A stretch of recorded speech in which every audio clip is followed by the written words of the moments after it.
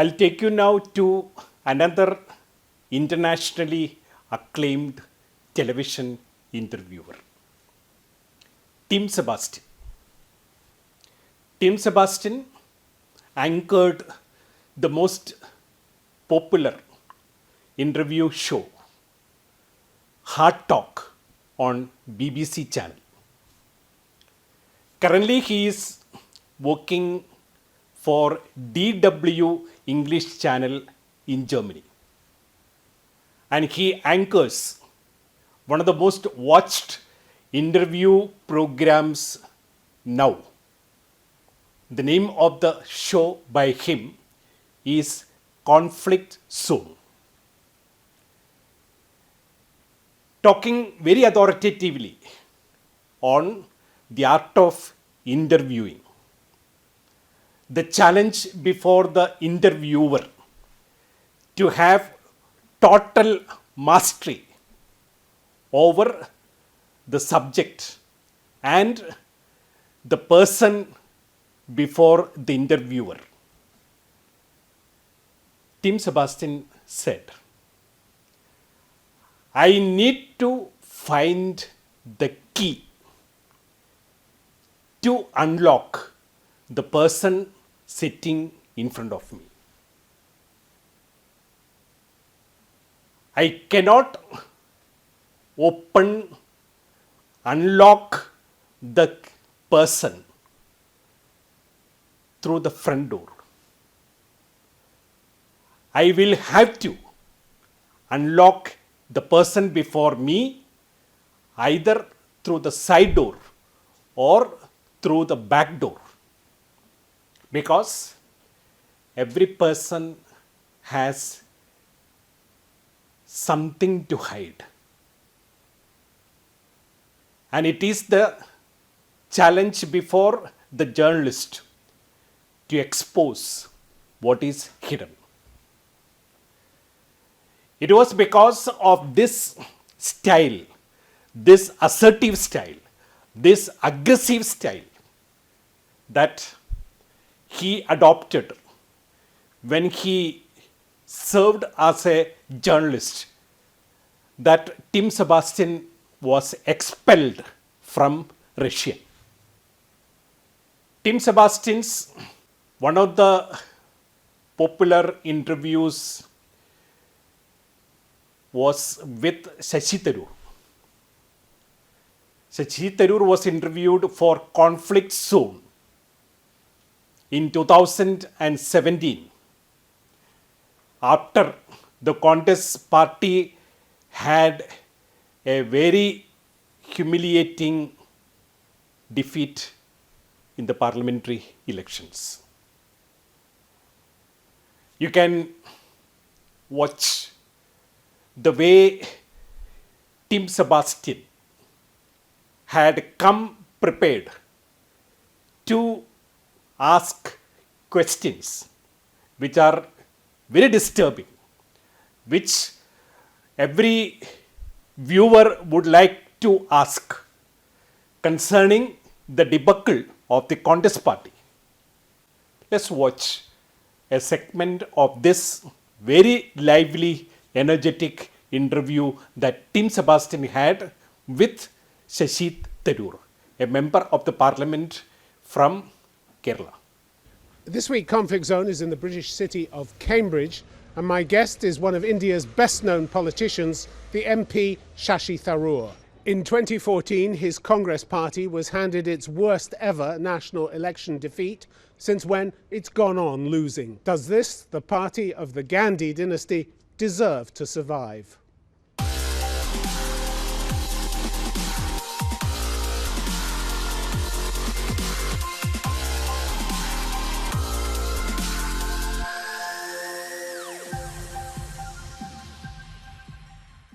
Shashi Tharoor, welcome to Conflict Zone. Good to be with you again, Tim. 2014, your Congress party had its worst ever national election defeat. The string of losses has gone on since then. Is it time to kiss the party goodbye?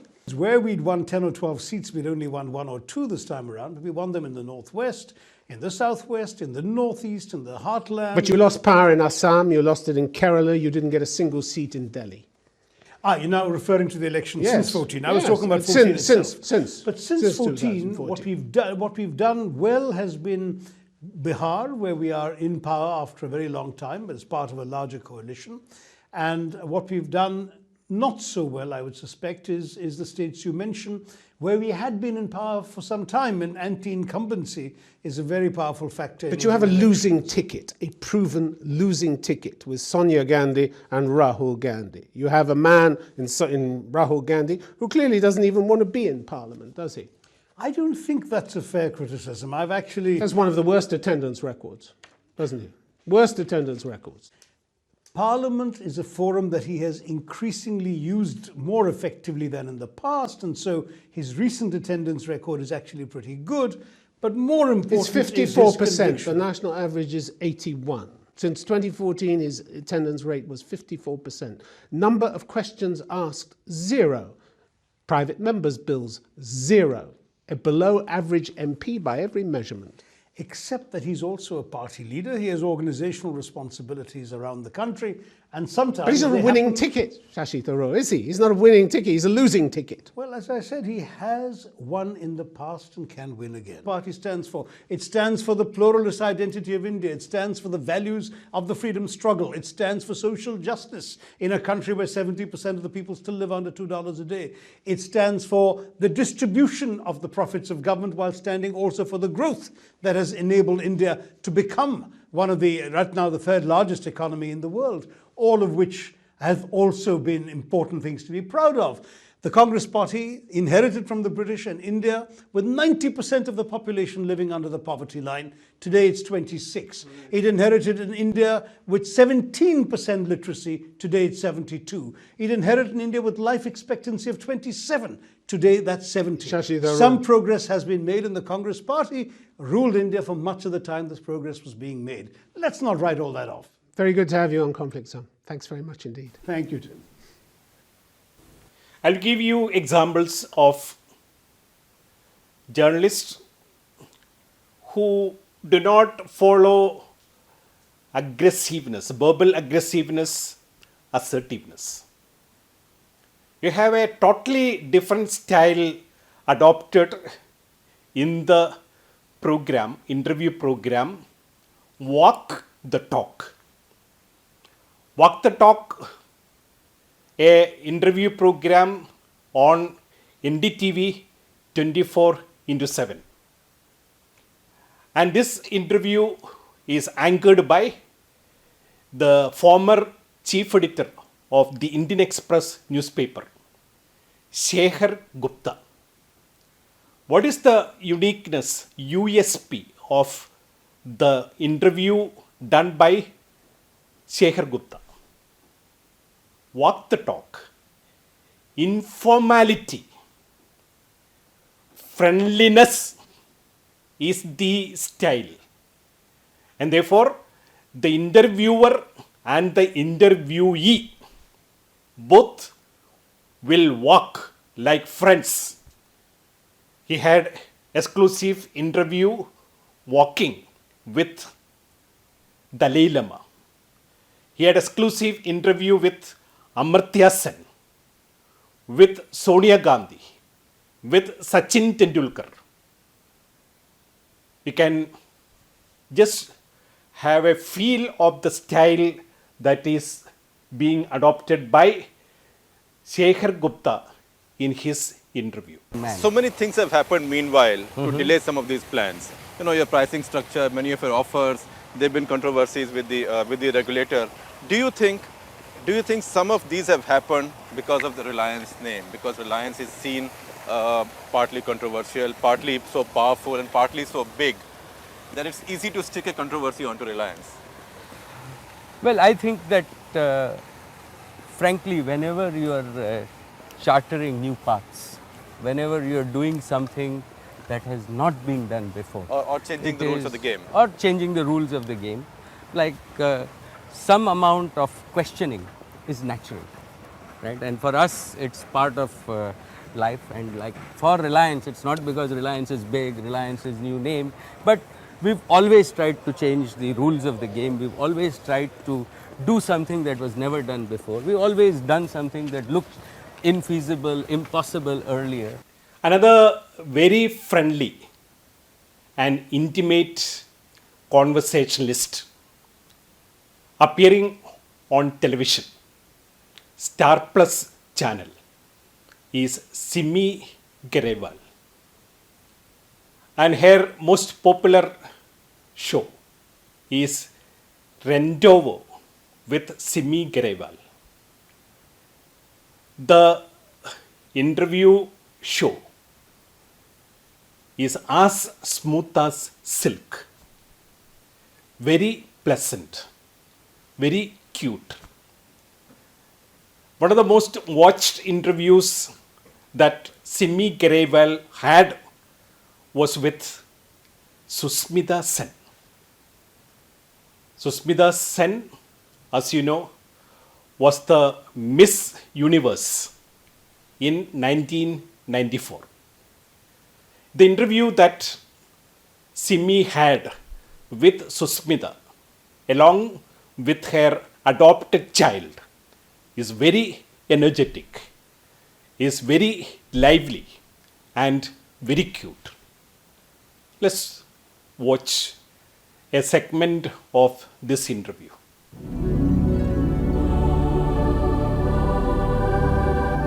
She continues to fascinate me.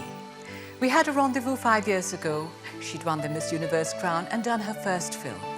Today, the movie star has also morphed into a mother. They're both gorgeous, both Destiny's children, Sushmita Sen and her daughter RENEE. Hi, Sush. Hi. Welcome back. It's so good to be back after 5 years. No, I remember when you called me the other day and we spoke and you said, do you realize it's been 5 years?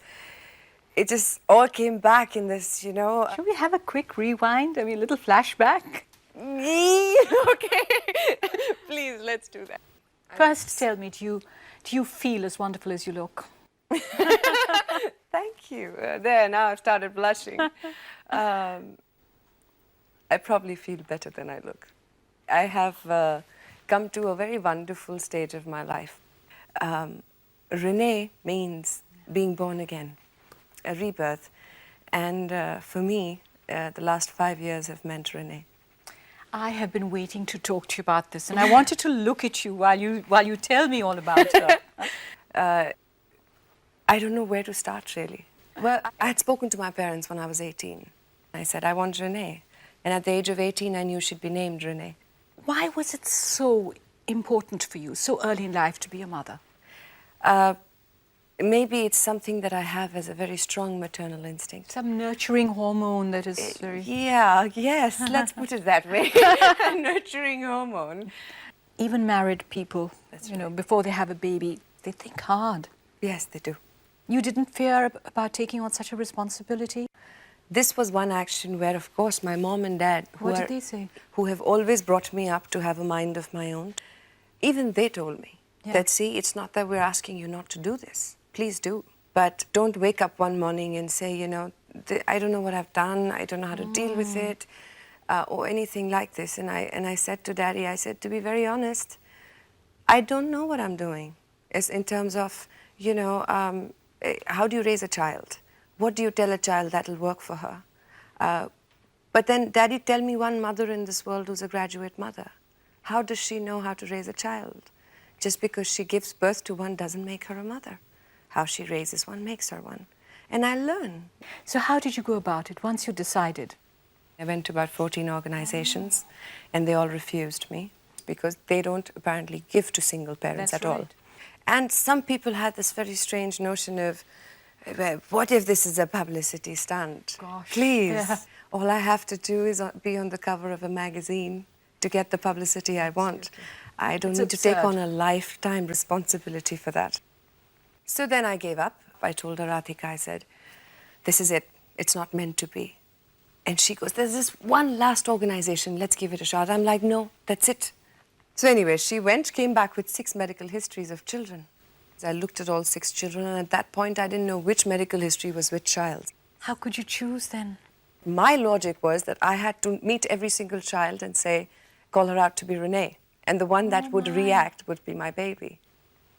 Well, one yawned, one gave me a very strange look, and they were all very, very sweet. And then there was Renee, who was kind of sleepy and tired and almost asleep. And then she just looked to and we said, Renee, and she just opened her eyes and she smiled like that. She didn't smile like this. She smiled like, and I was like, is that her smiling or what is she doing? But she reacted to her name beautifully. And that was it. I said, that's her. Till this point, nobody told me there was a health problem. After I said, this is the baby, they turned around and said, but we have a problem with this child. She's from the time of birth, she has been in a hospital for 4 months. And she has acute gastroenteritis, she has acute bronchitis. And because of the heavy dose of antibiotics pumped into a 6-month-old baby, her nerves are busted, there is a lot of problems, and she may not be mentally fit a year later. And that was actually just a mistake that happened. They were not to bring that child out. And I said, no, this can't be true. I got 2 pediatricians to come and check her. And both of them said, well, not a child fit for adoption yet. What are you saying? This has got to be the worst joke anybody's ever played on me. 3rd pediatrician was brought in, and he checked her out and said, you know, she has a very sharp brain. I will be very surprised if she does not take to your environment and come out of this problem. But it's a chance anyway. And I called up my mom and I called up my father at that point and I said, I found Renee. Let me introduce you to a very special young lady.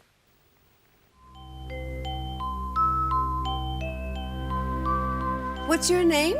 What's your name? Okay. Well, this is Simi Auntie. This is Simi Auntie. Yes. Hello, and my what's darling your name? Rennie. What is your name? Tell her your name. What's your name? I love this. Isn't your name Renee? Renee. Renee. You know what my name is? What? Simi Auntie. My baby. Simi Auntie. Did you introduce Barney or no? Not yet. Can I meet Barney? Go introduce Barney to her. Come on. Hello, Barney. How are you? You know what I did? I got Barney another friend. Oh, Barney This has a new is friend. Bobo. Bobo the monkey.